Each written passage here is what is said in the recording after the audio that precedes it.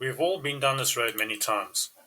We've actually read and listened to many publications about this topic, what foods to eat and what foods not to eat.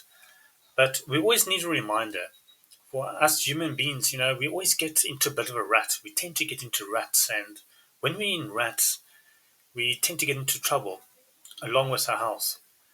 And although we've read many of these publications, it's all we pretty much can confirm that majority of them are nonsense.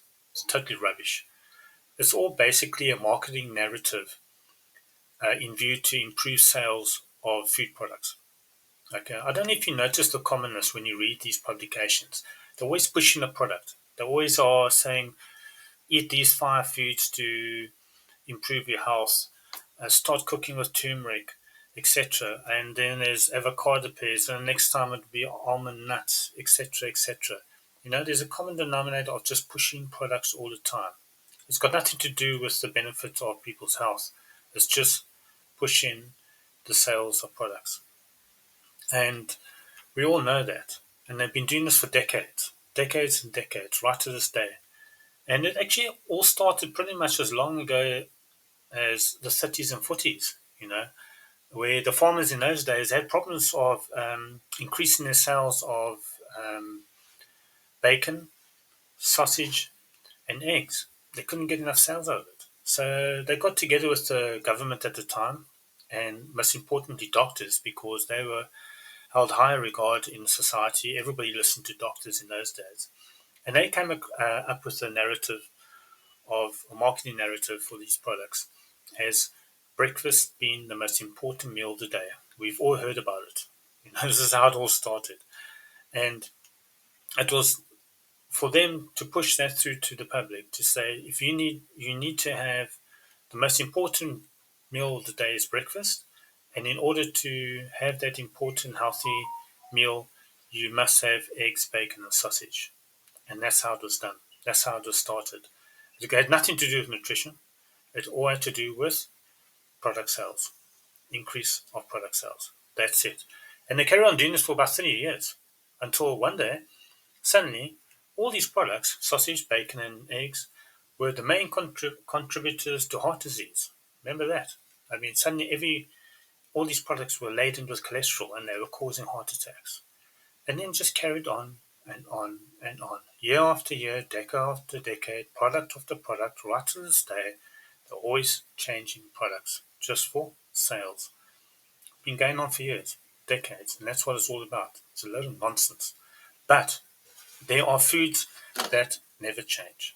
Okay, and these foods are perfect. They were perfectly ingrediented by the food production companies and pharmaceutical companies of the West. These foods and drinks never change, for they're the main contributors to our health issues today, and they make lots of money off it. It won't change because they know very well the root cause of all our main chronic and deadly diseases is metabolic syndrome. In other words, insulin resistance. It gives rise to everything: cancers, diabetes, mental disease, inflammation, heart disease, etc., etc. And these foods and drinks cause it because once digested, it breaks down to glucose and fructose, causing continuous excess of glucose and insulin in the bloodstream. All right? That's how it works. That's how they have designed these foods. And they've been around for decades and they've been working very well for them at the expense of our health. Okay? So, what foods are these? You've heard them before. As I said, this is just a reminder: refined carbohydrates and liquid sugar drinks. It's a staple, been around for decades. And these are the culprits. Okay, let's have a look at a couple of them. Flour, you know that. Flour, the most processed product around, very dangerous, high in glucose once it gets digested, even with including whole grain flour. Everybody thinks it's much healthier, but once digested, if you're diabetic or you're almost there, it's very dangerous for you. All right. Pasta, rice, you name it. Now that's sweetie starch. They love it. You love it. Okay. Also, high content of glucose once digested, and a big enemy. All right. Bread. I say bread because why? Yeah. in your kitchen every day. Your kids eat it every day. You eat it every day. Sauces, exactly the same thing. Sauces, high content of sugar ingredients in there that are sitting on the toxic supermarket shelves that you throw on top of your pasta on top of it. It's crazy. Soda drinks, biggie. This is the big one. Out of all the foods that you digest, soda drinks, your body absorbs glucose the most quickest into your bloodstream. It gets in there super fast. Okay, and these guys know it. And if you look at the 340 ml can of Coke or soda drink, that 340 ml will have at least 40 grams of sugar in it. You can weigh it out and get an idea how much 40 grams is, okay, of sugar. And when you buy a litre or 2 litre soda drink, whether it's for a social or at home, you always finish it quick. You're not only going to have one glass, you're going to have 2 glasses. That's why these guys have got this recipe down to the art, down to the T. You zapped, you're hooked. All right, they know it. That's why they don't have to market it. Really, it's in there. You're addicted to it. It's great. So there you go. Soda drinks, fruit juices. You wouldn't believe it. Grape juice is more. There's more grammage per sugar content in 340 ml than um, Coke or soda drinks. They're about 50 grams per 340 ml serving of grape juice. That's crazy. Orange juices as well. All those orange juices in your box orange juices in your supermarket are laden with sugar. All right. Cereals. Well, that's a common one. We all know that. We have it every morning, and we also have it as comfort food when you're watching a movie on the couch. That's also a big danger for any diabetic. Okay. Some root vegetables. Now, people don't know about this, and they'll contest it, but it's true. It's a true house fact. Root vegetables store glucose as energy. Okay.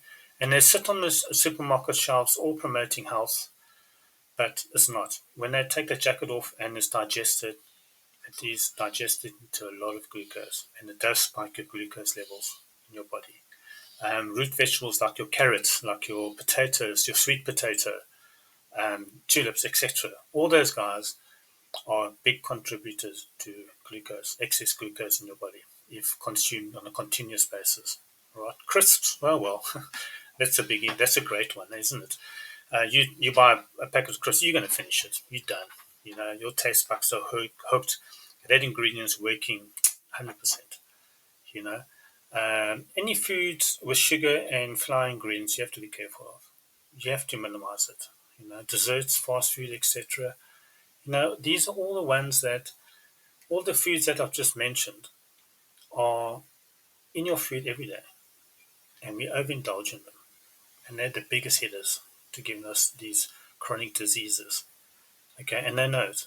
Now, while we're consuming these foods every day, with every meal, we in the West actually consume far too much. We overconsume, and when we increasingly overconsuming on these foods, we increase our insulin and glucose levels in the bloodstream, resulting into your body becoming insulin resistant. So you get to diabetes. That's what they want. These foods are the biggest drivers for that.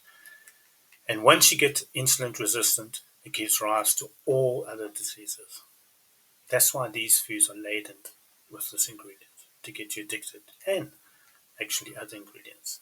So remember though, there's not only refined carbs and liquid sugars, soda drinks, etc.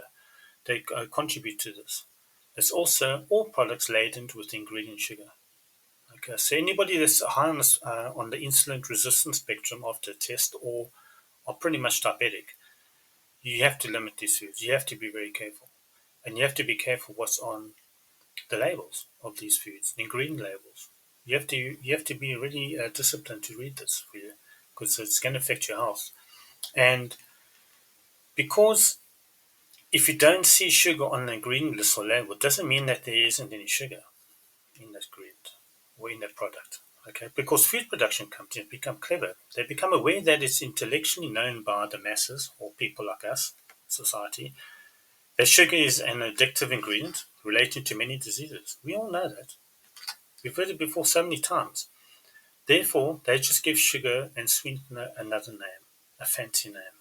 But in reality, it's sugar. All right. So they come in many aliases, and you have to look out for them. And these are the labels you have to look out for: corn syrup, agave, honey; molasses, fruit juice concentrate; cane syrup, brown rice syrup; maltodextrin, okay, barley malt syrup; dextrin, sorghum, beet sugar; treacle, saccharose, nice fancy name; dextrose, artificial sweetener; and carob syrup.